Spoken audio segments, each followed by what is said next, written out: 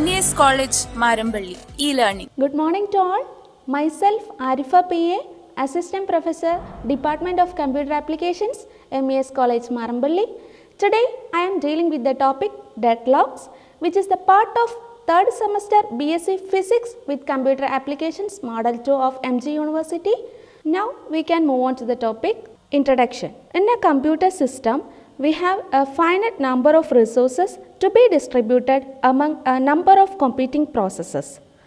System resources are classified into two: physical resources and logical resources. The examples for physical resources are printers, tape drivers, memory space, CPU cycles, etc. Logical resources are files and semaphore. A process must request a resource before using it and release the resource after using it. The number of resources requested cannot exceed the total number of resources available in the system. In a normal operation, a process may utilize a resource in the following sequence: request the resource, use the resource, and release the resource. What is request the resource? If the request cannot be immediately granted, then the requesting process must wait until it can get the resource. Use the resource means the requesting process can operate on the resources. Release the resources, the process releases the resource after using it. The operating system is responsible for making sure that the requesting process has been allocated the resource. A system table records whether each resource is free or allocated, and if allocated to which process. If a process requests a resource that is currently allocated to another process, it can be added to a queue of processes waiting for this resource. Now we move on to deadlock situation. What is deadlock situation? In a multi-programming environment, several processes may compete for a fixed number of resources. A process requests resources, and if the resources are not available at that time, it enters a wait state. Waiting process may never again change state because the resources they have requested are held by other waiting processes. This situation is called deadlock situation. Example for deadlock situation is: consider a system with one printer and one scanner. Process P1 requests the printer and process P2 requests the scanner. Both the requests are granted. Now P1 requests the scanner without giving up the printer, and also P2 requests the printer without giving up the scanner. Neither request can be granted, so both the processes enter a deadlock situation. This figure clearly represents a deadlock situation. Then what is the definition of deadlock? A deadlock is a situation where a group of processes is permanently blocked as a result of each process having acquired a set of resources needed for its completion and having to wait for release of the remaining resources held by others, thus making it impossible for any of the deadlock process to proceed. Deadlocks can occur in concurrent environment as a result of the uncontrolled granting of the system resources to the requesting processes. Another definition of deadlock: a set of process is in a deadlock state if each process in the set is waiting for an event that can be caused by only another process in the set. Each member of the set of deadlock process is waiting for a resource that can be released only by a deadlock process. Next, we move on to deadlock characterization. What are the necessary conditions for deadlock? A deadlock situation can arise if the following four conditions hold simultaneously in a system.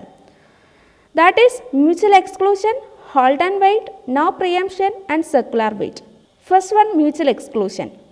At least one resource must be held in a non-shareable mode. That is, only one process at a time can use the resource. If neither process requests that resource, the requesting process must be delayed until the resource has been released. Next necessary condition for deadlock is hold and wait. A process must be holding at least one resource and waiting to acquire additional resources that are currently held by other processes. The third necessary condition for deadlock is no preemption. Resources already allocated to a process cannot be preempted. That is, our resources can be released only voluntarily by the process holding it. After that, process has completed its task. The last necessary condition for deadlock characterization is circular wait. A set P0, P1, etc. up to Pn of waiting processes must exist such that P0 is waiting for a resource that is held by P1. P1 is waiting for a resource that is held by P2, etc. Pn minus 1 is waiting for a resource that is held by Pn, and Pn is waiting for a resource such that is held by P0. The processes in the system form a circular list of chain where each process in the list is waiting for a resource held by the next process in the list. Next, we move on to resource allocation graph. A resource allocation graph is used to describe the deadlock. Deadlock can be described by using the resource allocation graph. This graph consists of a set of vertices V and a set of edges E. The set vertices V is partitioned into two different types of nodes. P is equal to P1, P2, etc. up to Pn. The set consists of all active process in the system. And R is equal to R1, R2, etc. up to Rm. The set consisting of all resource types in the system. A direct edge from process Pi to resource type Rj is denoted by Pi implies Rj. It signifies that process Pi has requested an instance of resource type Rj and is currently waiting for that resource. A direct edge from resource type Rj to process Pi is denoted by Rj implies Pi. It signifies that an instance of resource type Rj has been allocated to process Pi. This is clear that a directed edge Pi implies Rj is called a request edge, and a direct edge Rj implies Pi is called an assignment edge. The process node is represented by a cycle. Here the P1 is a process that is represented by a circle. Here R1 is a resource. The resource node is represented by rectangles. For each instance of a resource type, there is a dot in the resource node rectangles. This is the graphic representation of resource allocation. Here holding a resource, P1 is a process that holding a resource R1 and P2 process that requesting a resource R2. The third figure represents the deadlock situation, that is the process P1 holding a resource R1 and also requesting a resource R2. P2 process holding a resource R2 and also requesting a resource R1. This will make a deadlock situation. A request edge points to only the square, whereas an assignment edge must also designate one of the dots in the square.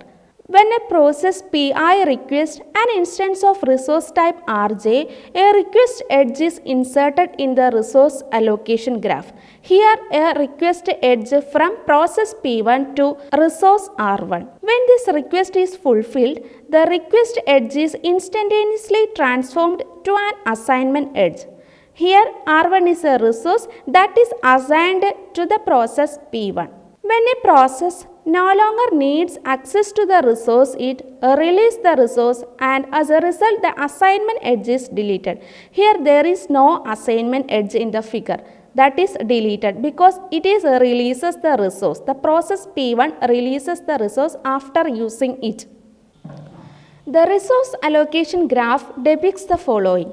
The sets P, R and E. P is the process, R is the resources, E is the edges. Resource instances. Here one instance of resource type R1 and two instances of resource type R2, 1 instance of resource type R3 and 3 instance of resource type R4. Process states process P1 is holding an instance of resource type R2 and is waiting for an instance of resource type R1. Process P2 is holding an instance of resource type R1 and R2 and is waiting for an instance of resource type R3. Process P3 is holding an instance of resource type R3 and there is no request edges. Given the definition of resource allocation graph, it can be shown that if the graph contains no cycle, then no process in the system is deadlocked. If the graph contains a cycle, then a deadlock may exist. That's all with my topic. Hope the points are clear to you. Thank you.